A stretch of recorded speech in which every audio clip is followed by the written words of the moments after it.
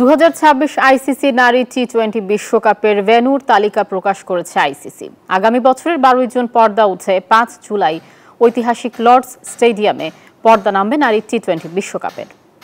ICC নারী টি-20 বিশ্বকাপের 10ম আসরের দিনক্ষণ প্রকাশ করেছে আয়োজক ইংল্যান্ড ও ওয়েলস ক্রিকেট বোর্ড।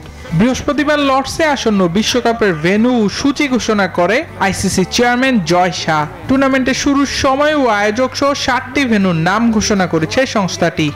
বান্ডেল থাকলে প্রতি সেনমানিতে টাকা বাঁচবে। বিকাশ সেনমানি বান্ডেল কিনে জিতুন প্রতি লেনদেনে। আগামী বছরের 12 জুন শুরু হয়ে ফাইনাল দিয়ে পর্দা নামবে 5 জুলাই। 6 শহরের 7টি মাঠে গড়াবে ম্যাচগুলি। মেগা ফাইনাল অনুষ্ঠিত হবে ঐতিহাসিক লর্ডস ক্রিকেট গ্রাউন্ডে।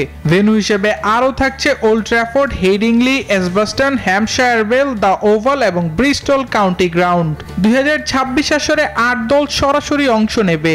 বাকি 4 দল বাছাই পর্ব খেলে নিজেদের জায়গা নিশ্চিত করবে।